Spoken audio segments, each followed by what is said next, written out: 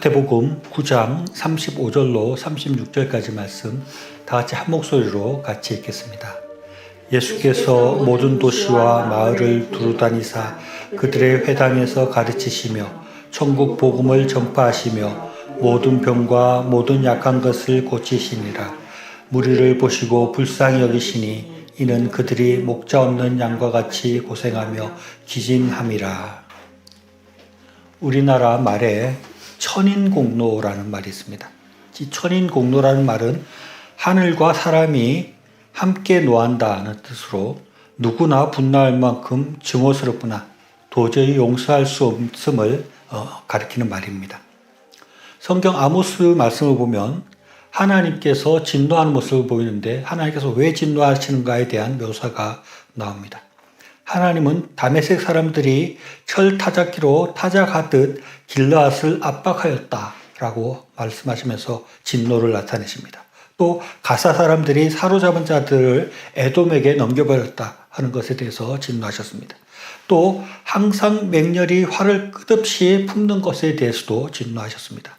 아모스에 나오는 하나님의 진노는 대부분 다른 사람들에 대해서 자비가 없이 아주 심하게 괴롭히고 공격하고 짓누르는 그런 행위에 대해서 분노하셨습니다. 우리 사람들도 마찬가지입니다. 누군가가 다른 사람을 심하게 공격하거나 때리거나 죽이고 하는 일들을 볼 때 아주 공분을 느끼는 것입니다. 뉴스를 보면 천인공로할 만한 사건들이 많이 보게 됩니다. 어린아이를 학대하는 부모도 있고 또 반대로 늙은 부모를 학대하는 자녀들도 있습니다. 이런 것을 볼 때 천인공로할 만하다는 표현을 우리가 쓰게 되는 것입니다. 또 그와 반대로 우리나라 말에 측은지심이라는 말이 있습니다. 다른 사람의 불행을 가엾고 불쌍히 여기는 마음을 말합니다. 저는 이 천인공로라는 말이 측은지심이라는 말과 연결되어 있다는 생각을 하게 됩니다. 즉 다른 사람의 불행을 가볍게 여기고 불쌍히 여기는 마음이 없는 사람은 천인공로할 만한 그런 악한 일을 하게 된다는 것입니다. 가끔 무시무시한 일을 벌리는 사이코패스들이 있습니다. 이 사이코패스들의 가장 큰 특징 중에 하나는 다른 사람의 마음이나 그들의 아픔에 대한 관심이 전혀 없다는 것입니다. 즉 측은지심이 없는 것이라고 할 수 있습니다. 그래서 이들은 연쇄살인을 저지르면서도 양심의 가책을 느끼지 못하고 아주 극악무도한 일을 계속해서 저지르는 것입니다.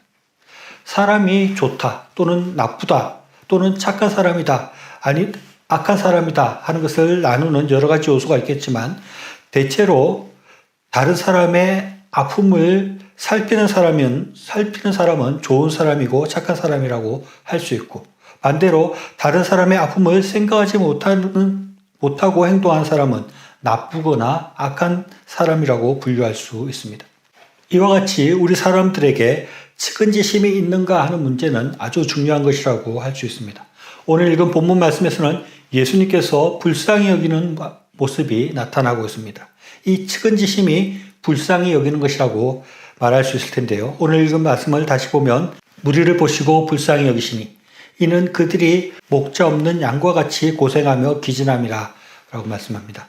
예수님께서 무리를 보셨을 때 그 무리가 목자 없는 양과 같이 고생하고 있다는 것을 보시고 또 그들이 기진맥진해져 있는 상태를 보시고 예수님께서 불쌍히 여기는 마음이 드셨다는 것입니다.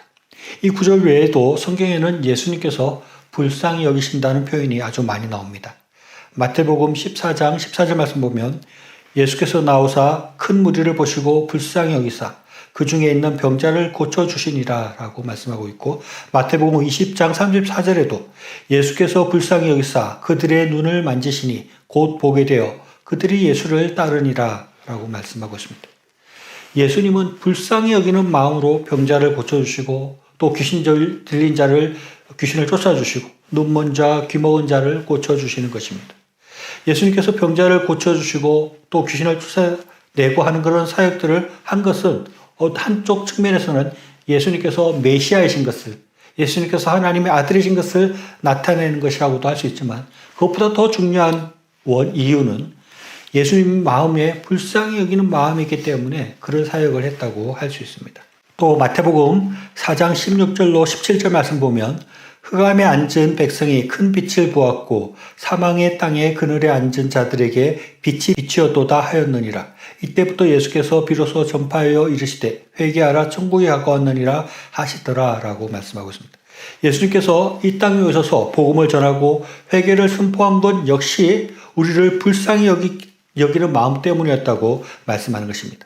사람들이 흑암에 앉아있고 사망의 그늘에 앉아있는 모습을 보시고 그것을 구하기 위해서 이 땅에 오셔서 회개를 외치시고 복음을 전했다 하는 것입니다. 불쌍히 여기는 마음은 우리 그리스도인들에게 아주 중요한 것일 수밖에 없습니다. 우리가 예수님을 쫓아가는 예수님의 제자라고 한다면 우리가 예수님의 모범대로 살아야 되는데 예수님은 항상 이 불쌍히 여기는 마음을 가지고 계셨고 불쌍히 여기는 그런 모범을 보여주셨습니다. 그렇기 때문에 우리도 예수님의 제자인 우리도 불쌍히 여기는 사람이 되어야 하는 것입니다. 사람들은 성격이 다 다릅니다. 그래서 어떤 사람은 굉장히 감성적인 사람이 있습니다. 그래서 다른 사람에게 잘 공감도 하고 다른 사람의 상태나 아픔을 같이 느끼고 그게 민감하게 반응을 잘하는 사람이 있습니다. 또 반면에 그런 부분이 좀 떨어지는 사람이 있습니다. 공감 능력도 좀 부족하고 별로 감성적이지 않아서 다른 사람의 아픔에 대해서 민감하게 반응하지 못하는 그런 성격들도 있습니다. 저 자신도 그렇게 별로 감성적이지 못하고 공감 능력이 그렇게 좋지 못한 사람 같습니다. 그러나 그렇다고 해서 나는 별로 감성적이지 못하고 나는 별로 공감 능력이 떨어지기 때문에 나는 다른 사람을 별로 불쌍히 여길 수가 없다. 나는 다른 사람을 불쌍히 여기는 능력이 아예 없는 사람이다. 라고 이렇게 치부하고 그냥 그렇게 넘어갈 수 있는 문제가 아니라는 것입니다. 왜냐하면 예수님을 믿는 사람은 누구든지 이웃을 불쌍히 여겨야 하기 때문입니다. 이것은 전도를 잘하는 사람이나 전도를 좀 못하는 사람이나 누구든지 복음을 전하고 전도를 해야 되듯이 우리가 성격이 별로 그렇게 감성적이지 못하고 공감을 잘 못하는 그런 사람이라 할지라도 어떤 성격이든지 우리는 불쌍히 여기려고 노력을 해야 한다는 것입니다. 내가 다른 사람에 대해서 별로 그렇게 관심이 잘 안 가는 사람이라 할지라도 애써서 다른 사람에 대해 관심을 가지고 불쌍히 여기려고 노력을 해야 한다는 것입니다. 왜냐하면 예수님께서 그렇게 하셨고 우리는 예수님을 닮아가는 사람이기 때문에 그렇습니다. 그리고 예수님은 마태복음 18장 33절에서 이렇게 말씀합니다. 내가 너를 불쌍히 여김같이 너도 내 동료를 불쌍히 여김이 마땅하지 아니하냐 라고 말씀하고 있습니다. 내가 너희를 불쌍히 여겨서 너희를 죽음에서 구원하고 사망의 땅에서 건져내고 너희를 용서하고 사랑한 것 같이 너희도 이웃을 불쌍히 여기고 사랑해야 된다고 말씀하는 것입니다. 우리가 예수님의 또 하나님의 불쌍히 여김을 받아서 하나님의 구원을 얻은 자라면 우리는 마땅히 다른 사람을 예수님과 같이 다른 사람을 불쌍히 여기고 사랑하는 것이 도리이고 그것이 예수님의 명령인 것입니다. 그리고 우리가 이웃을 불쌍히 여길 때 우리에게도 많은 유익이 있습니다. 먼저는 우리는 다른 사람을 불쌍히 여기게 될 때 다른 사람을 비판하는 죄로부터 멀어질 수 있습니다. 마태복음 5장 22절 말씀 보면 나는 너희에게 이르노니 형제에게 노하는 자마다 심판을 받게 되고 형제에 대해서 라가라 하는 자는 공회에 잡히게 되고 미랄한 놈이라고 하는 자는 지옥불에 들어가게 되리라 라고 말씀하고 있습니다. 우리가 쉽게 형제에 대해서 노할 때가 있는 것입니다. 또 형제를 바라보고 라가라, 즉 바보라고 이야기하거나 미련한 놈이라고 이렇게 욕을 하거나 비난하는 경우들이 우리 우리가 살아가는 가운데 흔히 있을 수 있습니다. 그럴 때 우리는 하나님으로부터 심판을 받게 되고 공회에 잡혀가게 되고 지옥불에 들어갈 수 있는 그런 벌을 받게 되는 것입니다. 그런데 우리가 이웃을 불쌍히 여기는 마음을 가지게 될 때 그런 노하는 마음이나 비난하는 마음이나 욕하는 것으로부터 우리가 멀어질 수 있게 된다는 것입니다. 그리고 더 중요한 것은 우리가 불쌍히 여기는 마음이 있을 때 우리가 이웃을 사랑할 수 있게 됩니다. 보통 아들이 장성해서 아버지가 연로한 모습을 보게 될 때 그 부자 관계가 회복되는 경우가 많다고 합니다. 즉 어느 순간 아버지가 좀 불쌍하게 여겨진다. 아버지가 연약하구나. 그렇게 생각을 하고 불쌍히 여기는 마음이 들 때 그때 그 아버지를 사랑할 수 있게 된다는 것입니다. 저도 그런 경험이 있습니다. 저희 아버지는 굉장히 엄하신 분이었고 어릴 때 야단도 많이 맞아서 늘 아버지 하면 무섭게 생각이 들었습니다. 그래서 아버지가 퇴근하는 시간만 되면 왠지 불안한 마음이 들고 늘 아버지를 피하고 싶은 마음이 많았습니다. 아버지와 관계가 굉장히 불편했습니다.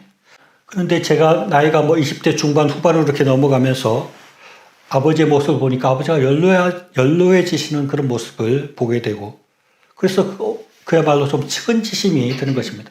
아버지도 굉장히 약해졌구나 하는 마음이 들면서 그때부터는 더 이상 아버지를 무서워하거나 거리를 두기보다는 아버지의 많은 부분들이 이해가 되기 시작하고 아버지를 사랑하는 마음이 들었습니다. 그래서 그때 이후로는 아버지의 관계가 아주 좋아지고 그야말로 사랑하는 그런 마음이 있었던 것 같습니다. 우리가 누군가를 불쌍하게 여기게 될 때 그 사람을 이해할 수 있게 되고 그 사람을 사랑할 수 있게 되는 것입니다. 이웃을 나와 경쟁하고 나와 대결하는 사람만 생각한다면 사랑할 수가 없는 것입니다. 그러나 그를 불쌍히 여기고 내가 좀 돌봐줘야겠다는 생각을 가지게 될 때 그 중에 동정이 생겨나고 사랑이 생겨나는 것입니다. 우리가 이웃을 동정하고 사랑하는 것은 하나님의 큰 복을 받는 일이라고 할 수 있습니다.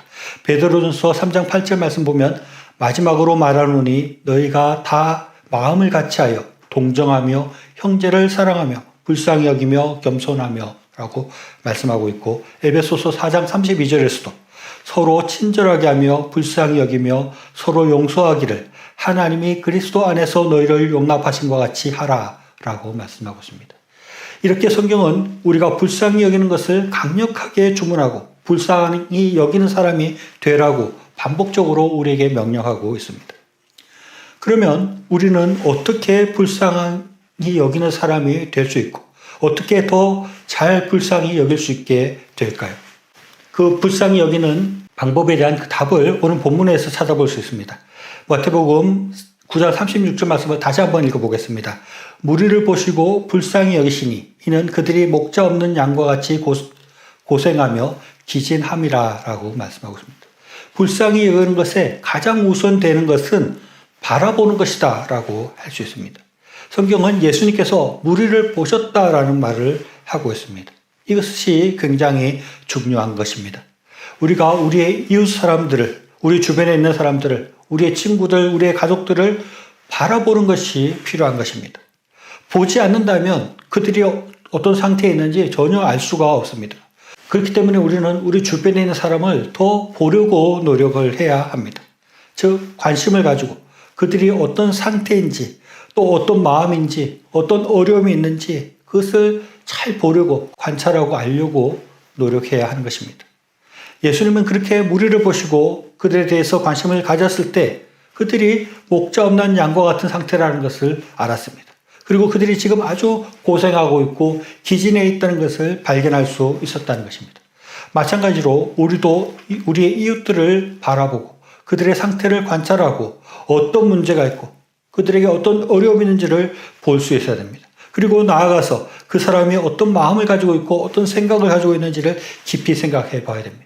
그리고 그 사람의 입장에 대해서 생각해 볼 수 있어야 합니다.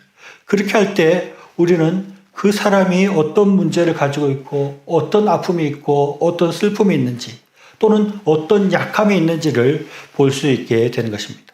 그렇게 할 때 우리는 그들의 아픔을 또 그들의 연약함을 보고 불쌍히 여기는 마음, 동정의 마음이 생겨나게 되는 것입니다. 그렇게 불쌍히 여기는 마음이 우리에게 들었을 때 예수님께서 그렇게 우리에게 원하시는 이웃사랑을 우리가 할 수 있게 되는 것입니다. 내가 도와줄 수 있는 부분이 있는가를 생각하고 실질적으로 물질적으로 도와줄 수도 있고 또 그들과 대화함으로 그들의 정서적인 결핍을 채워줄 수도 있습니다. 그런 불쌍히 여기는 마음에 들게 될 때 그들의 말을 들어줄 수 있게 되고 그들을 위로해 줄 수 있게 되는 것입니다. 또 그들의 아픔을 알게 될 때 우리가 그들을 위해서 기도해 줄 수 있게 되는 것입니다. 이것이 예수님께서 또 하나님께서 우리에게 명령하시는 이웃을 불쌍히 여기는 모습이라고 할 수 있습니다. 하나님께서 우리를 불쌍히 여기셔서 우리를 구원하시고 우리를 사랑해 주신 것과 같이 우리도 우리의 이웃들을 불쌍히 여기고 그들의 아픔과 그들의 슬픔을 우리가 위로해주고 도와주기를 원하고 그들을 사랑해주기를 원하고 계시는 것입니다. 이웃을 불쌍히 여기고 사랑하는 것은 결코 쉬운 일이 아닙니다. 특히 어떤 사람들에게는 그것이 더 어려운 문제일 수 있습니다. 그러나 이 불쌍히 여기라는 하나님의 명령은 우리가 선택할 수 있는 문제가 아닌 것입니다. 나는 그렇게 다른 사람에게 관심이 잘 안 가기 때문에 나는 할 수 없어 라고 말할 수 있는 문제가 아니라는 것입니다. 우리는 어떻든지 우리의 이웃들을 바라보아야 되고 그들을 불쌍히 여겨야 합니다. 그래서 그 불쌍히 여기는 마음을 가지고 그들을 돕고 그들을 사랑하고 그들을 위해서 기도해 줘야 하는 것입니다. 우리 주변에 또 우리 친구들이 우리 이웃들이 어떤 상태에 있는지를 바라보고 그들을 불쌍히 여기고 사랑함으로 우리가 더욱더 하나님의 큰 사랑을 받고 하나님의 돌보심을 받는 사람으로 나아가는 저와 여러분이 될 수 있기를 바랍니다.